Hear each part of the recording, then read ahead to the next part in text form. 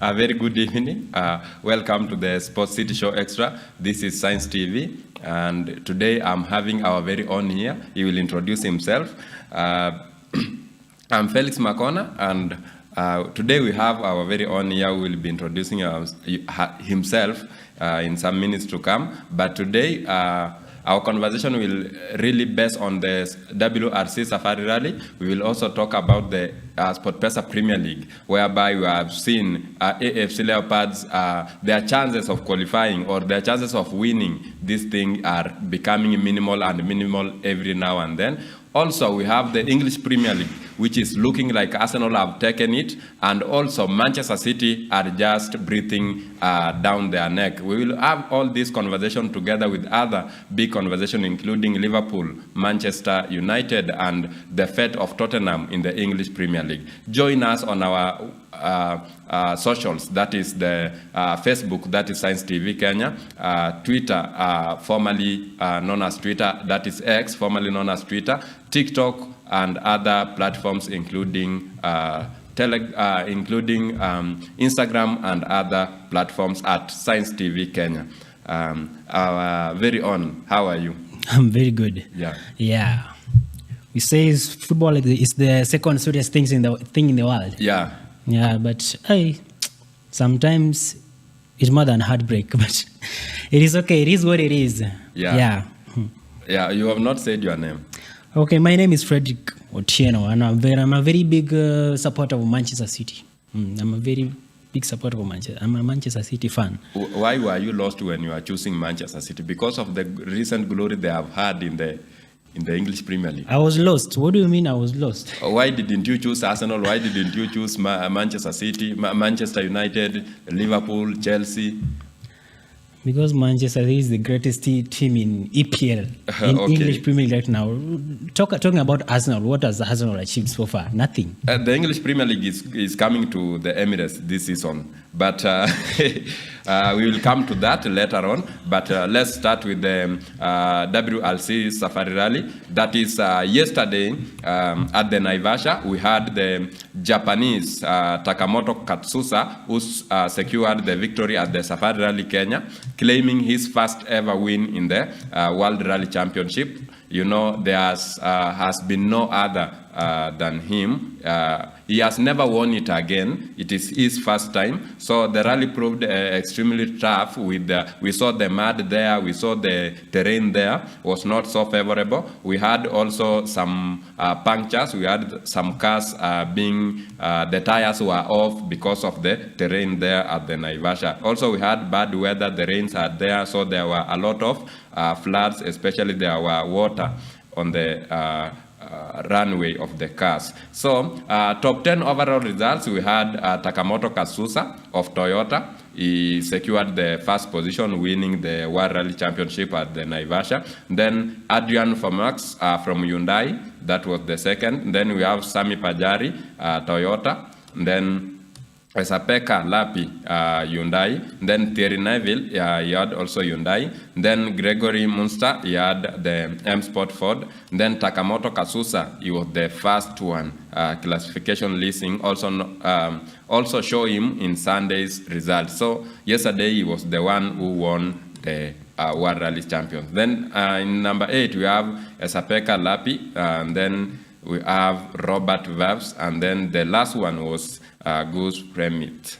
Also, depending on the performance, our president also was there yesterday on the last day, and he said this is the last time that we will have congestion for those traveling to the World Rally Championships in Naivasha.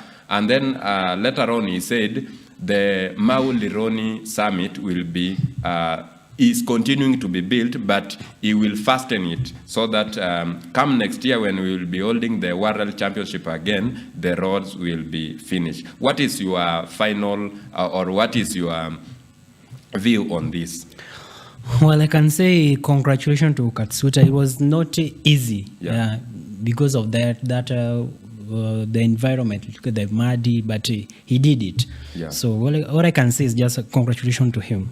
Yeah, we can now congratulate Katsusa for doing what he did yesterday. Yeah, Now, straight away, without wasting time, let's look at the our very own league here in Kenya. That is the FKF Premier League Kenya. It is sponsored by the SportPesa Premier League, so we can call it the FKF SportPesa Premier League.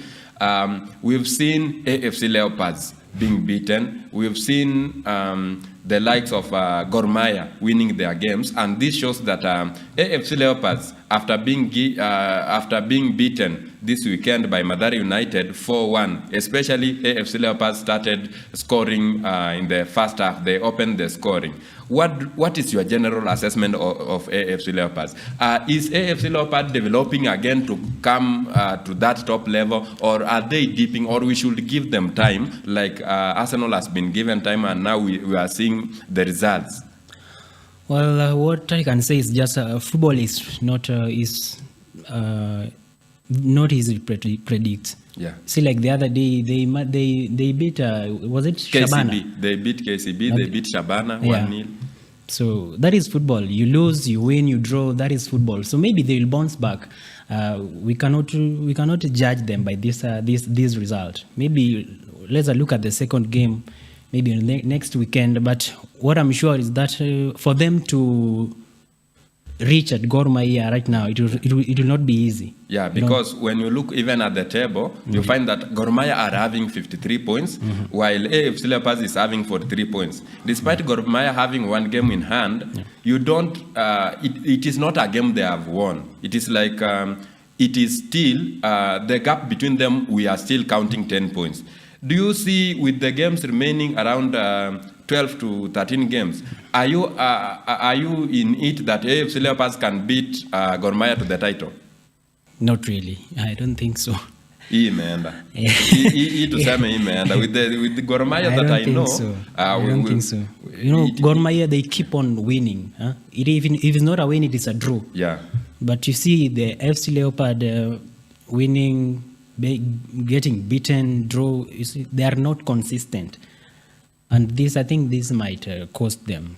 Yeah, because if you look at AFC Leopards, the only way they can catch Gor Mahia is they wait in the Mashamaji Derby in the coming month and they beat Gor Mahia. If they beat them, which they won't. Yeah, of which it is the chances of them beating Gor Mahia is not there. It can be the draw. Yeah, because the last time they met, AFC Leopards beat them 1-0. But I don't think Gor Mahia will now start entertaining the same game again. Exactly. They will be looking to win it straight away. So that was one of the heartbreak games in the FKF SportPesa Premier League, especially for the AFC Leopards fans who were beaten 4-1. But I think Shabana paid the Mathare United. Yeah, of course. we are coming to that. They paid for the revenge. Yeah, that was a revenge game. So let's watch the highlights whereby Mathare United beat AFC Leopards 4-1.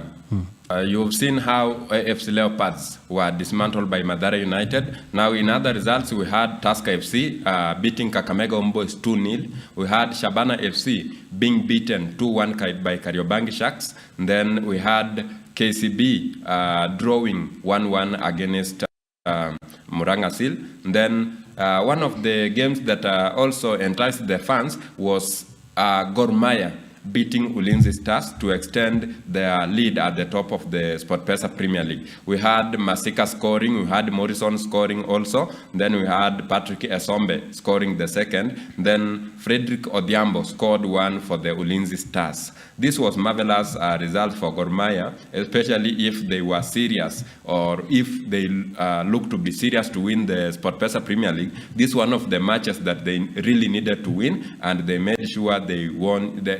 They win it by all means. So what is your general assessment of this Gor Mahia? Is Gor Mahia, tuseme tu imeenda, can we just say imeenda? But according to me, I can give them up to 5 matches. You can say there is Kogalo now. Yeah. This is their season. There is no doubt about it. This is their season, because I don't think if there is any way FC Leopard can reach Gor Mahia right now, because they keep on winning their games. If it's not a win, it's a draw. So I can say this season, it's theirs. But what happened to Shabana yesterday, I don't know. But I think they'll bounce back. But Gor Mahia, no. So, so according to your view, I'm asking you. Last season, we saw Kenya Police winning the league. Yes. But not with this intensity Gor Mahia is at it. Because last season you could find they beat you 1-0, 2-0, and they were getting the 3 points. That is Kenya Police. And they managed to win the league. But now, Gor Mahia is winning convincingly. You know, convincingly is like someone beats you 3 goals, then in the last minutes, you score at least 1 to ile ya kufuta machozi. In this case for Ulinzi Stars. So, what do you think has changed in this Gor Mahia that was not there last season? I think what Gor Mahia wants is just 3 points. They just want to have all the 3 points and win their games and win the Premier League. The SportPesa, yeah. Unamaanisha Gor Mahia wataki mambo mingi, bora 3 points. Yes, 3 points. Because if you look at the last 3, let's say up to 4 games, you find that Gor Mahia has been winning convincingly. Gor Mahia versus Ulinzi Stars, it was 3-0. We have Gor Mahia versus then against also Shabana, they won, and a draw also. We have this Gor Mahia. What can really stop them is just AFC Leopards. And AFC Leopards, if they join forces with the likes of KCB, Mathare, they can at least upset this Gor Mahia. But at the rate at which Gor Mahia is playing, right now, Gor Mahia, they are on top. With how many points? 10 points. 10 points. So hii inamaanisha hizi 10 points ni kama ni yao. I don't see if there is any way FC Leopard can manage to bridge this gap. But remember, if you look at it, AFC Leopards have 1 game in hand. So this 1 game in hand, let's say they win it. The gap will be 7 points. Then they play... Still, there is a large gap. Yeah, those 7 points, remember there's that Mashemeji derby. Sisemi watawin. And remember, Gor Mahia will also keep on winning. They are not going to stop any soon. So let me just clarify myself. So after that, let's say they fight when they are facing Gor Mahia in the Mashemeji derby, they fight and AFC Leopards comes out with the 3 points. Let's say hata kama ni 1-0, 2-0, but tuseme tu bahati waende hawa AFC. Then after that, Gor Mahia drop like other 3 points. Let's say they lose. You don't know what will happen in the FKF SportPesa Premier League. Let's say bahati mbaya tu lose game moja. The point between them and AFC Leopards will be 1 point. You know, these are just our imagination, but which I don't think they But kwa ground mambo ni tofauti because AFC Leopards has now stayed up to 30 years without the title. So I think the Ambani brothers, the Ambani, the coach, they should, Boniface Ambani, the coach, he should now be focusing on rebuilding the team. Let him rebuild. Hata kama hatachukua hii season, but he has come second, and next season he will be now prepared to win because AFC Leopards, I think by now they have sponsors. They have Betika, they have other sponsors. They are sponsoring the club. I think up to this point, they should be restructuring for next season. They should value themselves. It is like Arsenal. Arsenal from 2022 to 2025, they have been finishing second. So this 2026, we have seen now the Arsenal that everyone prayed that Arsenal maybe they will perform this season, and they are performing. So I think the same can transform to AFC Leopards. Yeah, this season we win. Then this season we lose, next season we jipanga. Next season we kuja wakiwa serious. Let's just agree that 2025-2026 SportPesa Premier League imeenda Kogalo Defence Forces. There is no doubt about that. Hiyo imeenda.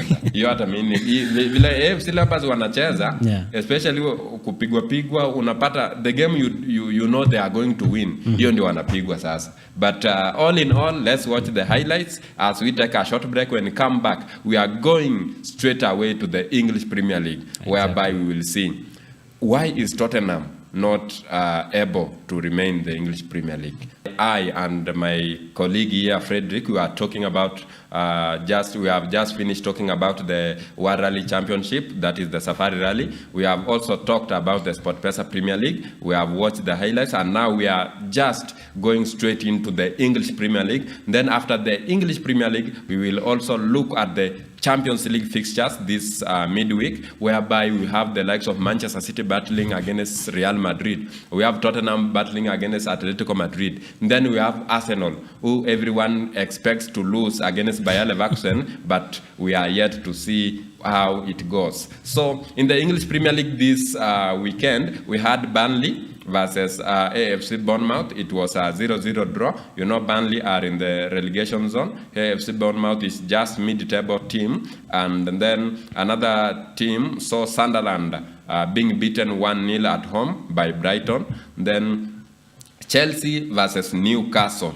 This is one of the big games of this weekend, whereby Newcastle upset Chelsea by beating them 1-0, whereby Anthony Gordon scored in the 18th minute. You know, this Chelsea team only wants to qualify for the Champions League. That is qualifying for the top 4.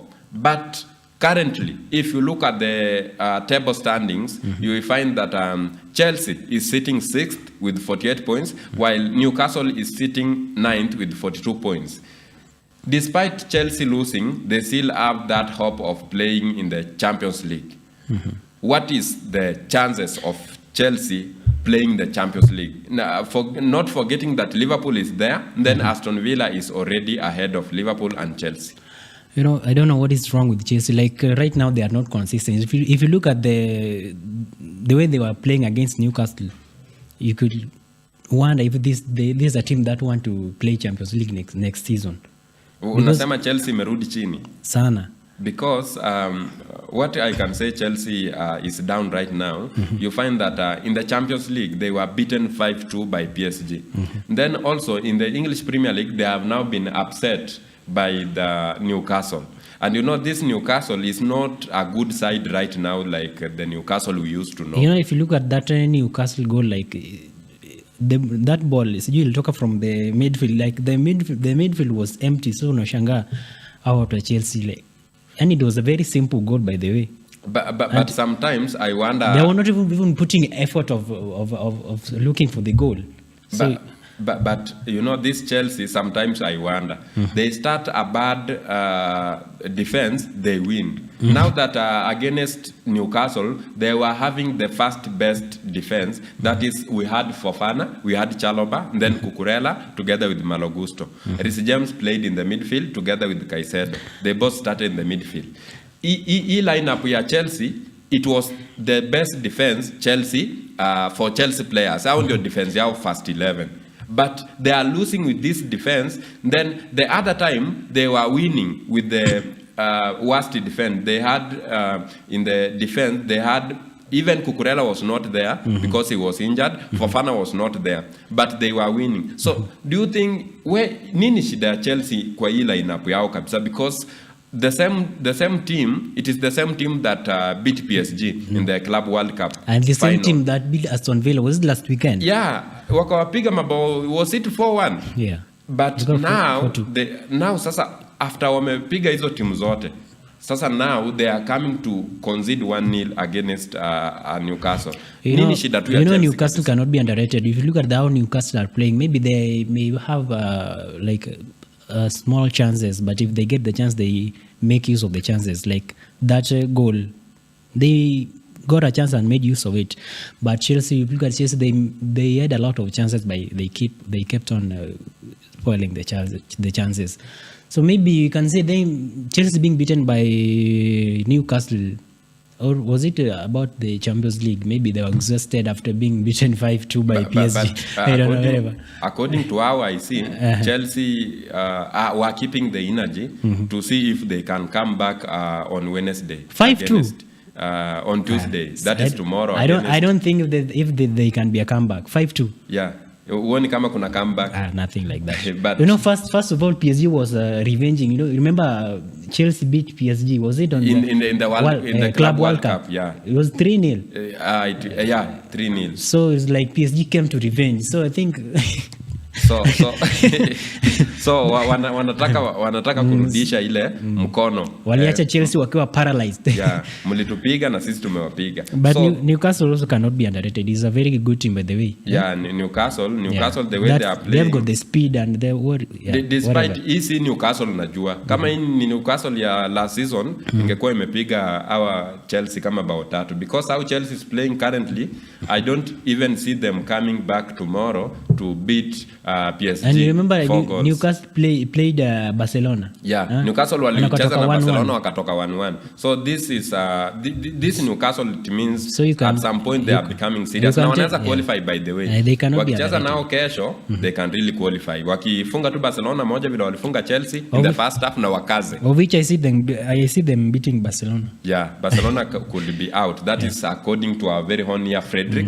And then we have Arsenal versus Everton. This is one of the enticing games in the English Premier League, whereby Victor Gyökeres together with the youngster Max Dorman scoring in the English Premier League for the first time. He is now the youngest scorer in the English Premier League, scoring with only 16 years and 73 days. Huyu alizaliwa 2009. Just 2009, that is like 2010. So 17 years. Yeah, so at that age, he has scored in the English Premier League, so he is starting to make his own history right now. But overall, we have seen Arsenal, they just needed this win desperately. Because if Manchester City could have won against West Ham, then Arsenal loses to Everton or draws to Everton, the difference could only be 2 points. But right now, after West Ham, Dinos Mavropanos scored the equalizer goal against Manchester City, and Arsenal in the last minute of the game, they managed to score 2 goals and win against Everton. They now managed to go up to 9 points at the top of the English Premier League. Sasa nataka tu you are honest. Nataka tu you are honest. Najua wewe ni fan wa Man City na upendi Arsenal ikiwin, lakini nataka tu ukuwe tu very honest. Be open na utuambie tu hii kitu Arsenal inahitaji tu game 4. If they win 4 games for them to be cleared, them to win the title EPL this season, wanahitaji tu 4 games. Well, Team United opposition. You are United opposition, but in this Arsenal, the matches they are playing, they are going to face Bayer Leverkusen tomorrow. Then in the Carabao Cup, they will face Manchester City. Hizo hatuhesabu kama EPL. Then hapo kwa EPL sasa, their next game is on 11th next month, whereby they will be facing Bournemouth. Then after Bournemouth, they will be facing Manchester City in the English Premier League. Then after Manchester City, they'll be facing Newcastle. After Newcastle, they'll be facing Fulham. So if they win these 3 games, especially wakipiga Man City ama watoke draw, they will only need the next one game, which is Newcastle versus Arsenal. After that, wamechukua ligi. What is your honest opinion? Well, I can say, like right now, Arsenal, according to how they play, I can just say that they are winning is just by good luck. Because if you look at that game against Everton, the way they are playing, but I can just say this season, 2025-2026, it might be theirs. But Manchester City, you cannot. Pep said that you cannot rule Manchester City out of. You cannot rule them out, but. But according to how Arsenal keep on winning their games, they might end up with winning the Premier League. So unasema hii ndio game hii ndio next season ya Arsenal sasa imefika. You know, Arsenal have been saying next season. Exactly, they have been saying next season, but I think that next season is this season now, because according to how they keep on they keep on winning. It's like imeenda because I don't know what's wrong with Manchester City recently, because they score 1 goal, then unashanga then they wanna switch off from the game. So according to the facts is that Arsenal can win the league with 82 points. That is, if they win the next 4 games. Right now they are having 70. The next 4 games, each game 3 points. That is 4 times 3, that is 12. So wakipata 82 points, watakuwa wamewin. And even Manchester City is 61 with 1 game at hand, right? So if wakiwin it, itakuwa 64. So if you add them like 12 points, bado watakuwa wajafikia Arsenal. The thing that can delay Arsenal from winning the league is a draw or a lose against Manchester City, of which the Manchester City, the way I see them currently, there is not a team yenye itapiga Arsenal hata kama watakuwa away. Don't underestimate Manchester City. They might shock you. Yeah, but that is the English Premier League. That is Max Dorman scoring the only and the last goal for Arsenal, and that was to seal the 2-0 win for Arsenal. That is keeping their hopes of winning the English Premier League live.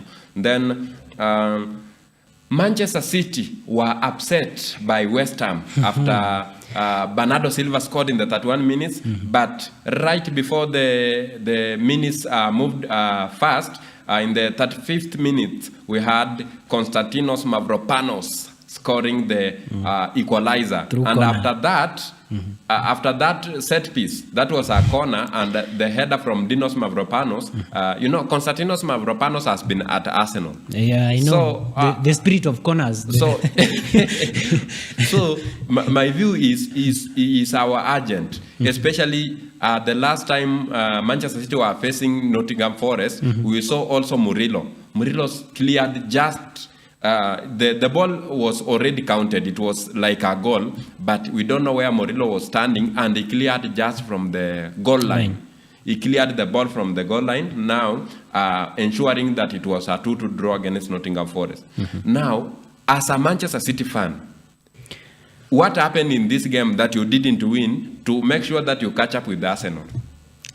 I don't know what's wrong with my team. Manchester City kept, they had a lot of chances, a lot of shots, but they didn't make use of them.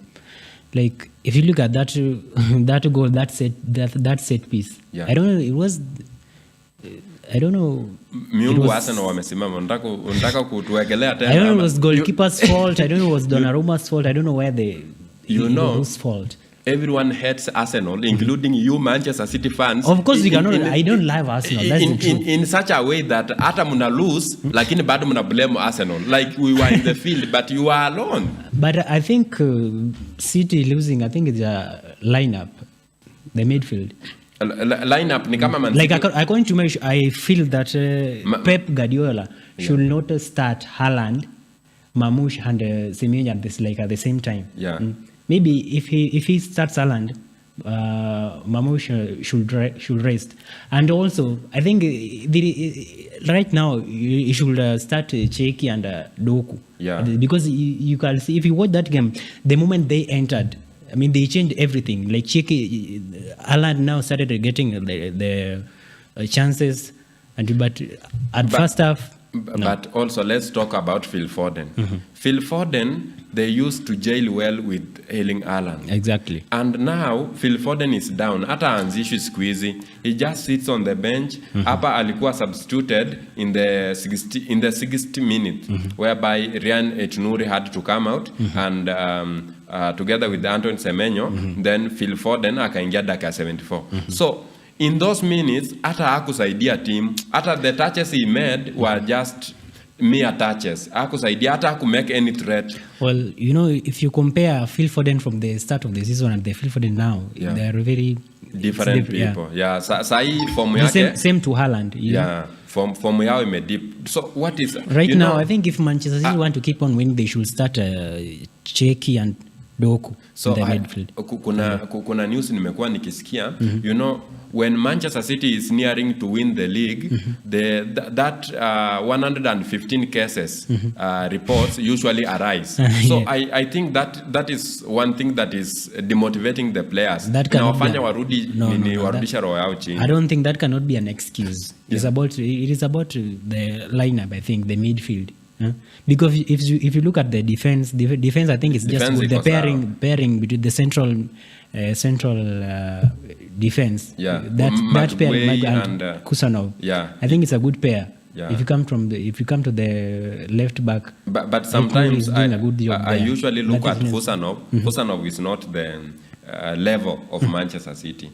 I think hapa wangeweka mtu kama Diaz, John Stones, I think those You one know, are the level. Kusanov is good with the space. Like if you these easy teams their attackers have got this speed. Yeah. Kusanov is really good there. Ako sawa at the Diaz is pace. good with the Yeah. experience, but speed Kusanov is Pace better. nayo ako nayo. Yeah. But ile experience hana sana. Yesterday on 15th we had Crystal Palace against Leeds. It was a 0-0 draw. Then Nottingham Forest versus Fulham, it was a 0-0 draw again. Manchester United versus Aston Villa, it was a 3-1 win for Manchester United, whereby Casemiro, Cunha and Sesko scored 1 goal each, while Ross Barkley scored the only goal for Aston Villa. Manchester United have already cemented their top 4 because currently they are sitting third in the English Premier League.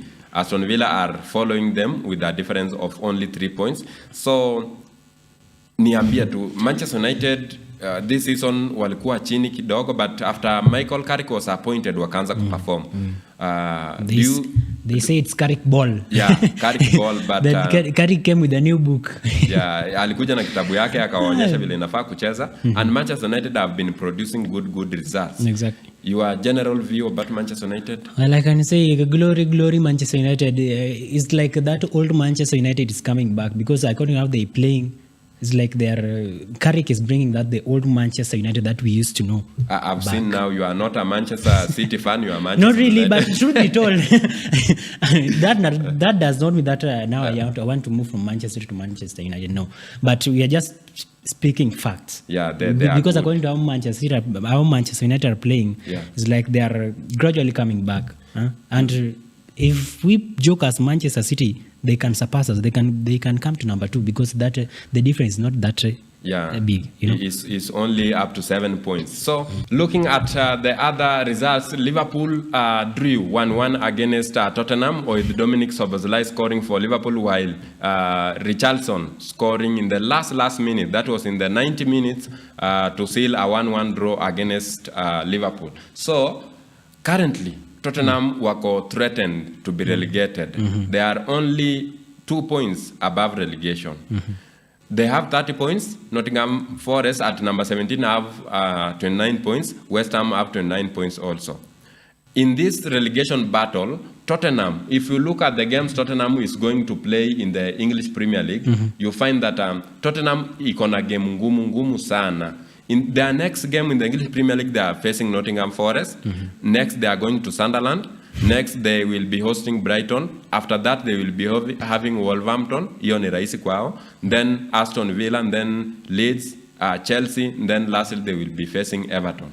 If you look at these fixtures I've given you, Unasema Wolverhampton ni rahisi. Kumbuka Wolverhampton is also fighting against relegation. but They're ukiangalia in the same sahi, space like the Tottenham. So I don't think now Wolverhampton is easy to be beaten. but now ukiangalia sahi ligi, our Wolverhampton ni kama washaenda.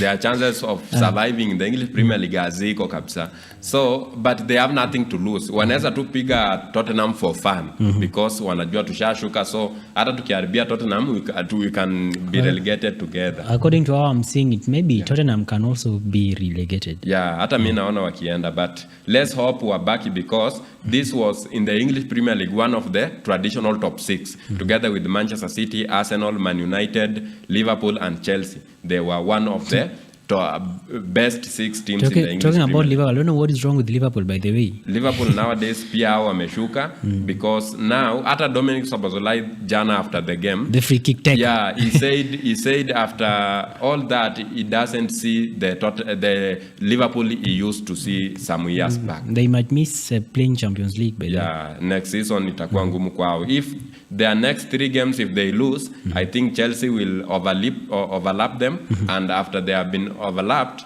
I don't think their chances of entering top 4 itakuwa rahisi. So let's watch the highlights. Liverpool versus Tottenham. After that, we are going to look at the Champions League. Remember, kuanzia kesho mpaka Wednesday tutakuwa na Champions League. Then we will see who is qualifying, nani anabaki, nani anaenda. That is all in the English Premier League. In the English Premier League, we have finished looking at the games that are played. Also, right now we are going straight into the Champions League. But before we go to the Champions League, today at 11 p.m. tonight, just only 2 hours from now, we will be having Brentford playing against Wolverhampton. That is an easy win for Brentford because right now they are looking. Wolverhampton are looking already relegated. Now to the UEFA Champions League tomorrow at 8:45 we are having Sporting Lisbon playing against Bodo Glimt. In the first leg we have already seen Bodo Glimt beating Sporting Lisbon 3-0. Your prediction because of time? It's going to win against Sport. Yeah. Bodo is going to win this game. Bodo and Glimt is going to win. Manchester City versus Real Madrid. Maybe Manchester City can win 2-1. But still will be out of Champions League. Who is going to qualify? Real Madrid isha qualify hivyo. Yeah. That 3 goals, that hat-trick from Fede Valverde in the first leg inawapatia Real Madrid higher chance in the Champions League than Manchester City. Exactly. Chelsea versus PSG ilikuwa 5-2. Hii itaendaje? There is no comeback. PSG is going to beat Chelsea home and away. That is my view also because the way Chelsea is playing currently, PSG tunaipatia. Arsenal versus Bayer Leverkusen in the first leg it was a 1-1 draw. Now unaona aje hii at the Emirates? Well, let's give Arsenal a win, home advantage. Yeah. 2-1 maybe. But anything can happen. Exactly. Hata hii game they have already qualified Arsenal. Hata wakipigwa. Yeah, hata wakipigwa. They will qualify. So they have qualified somewhere else in the English Premier League. So they have already qualified for next season. So Barcelona versus Newcastle ni game nyingine ngumu sana. I see Newcastle beating Barcelona. Yeah, Newcastle by the way wanakaa kupiga Barcelona. The way Barcelona is playing currently, si ile game yao tunaijua. Liverpool versus Galatasaray. Maybe I don't see any comeback. Maybe Galatasaray they might win again against Liverpool. Ama hata ikitoka draw bado Galatasaray they are looking. Liverpool ni kama safari yao Champions League itakatika because the way Galatasaray is playing, this Turkey Super League team is really amazing. Tottenham versus Atletico Madrid hii imeenda tena. Atletico imeenda nayo. Tottenham they are out. That is unajua the last time they beat them 5-2. So 5-2 inamaanisha no comeback. So Bayern versus Atalanta.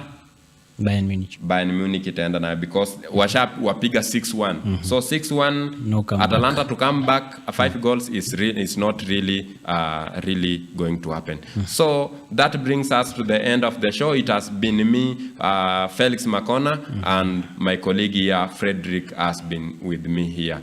Thank you. Continue watching Science TV. Remember to follow us on our social. That is Facebook Science TV Kenya, Twitter, Instagram, and TikTok at Science TV Kenya. Have a good night. Continue watching Science TV.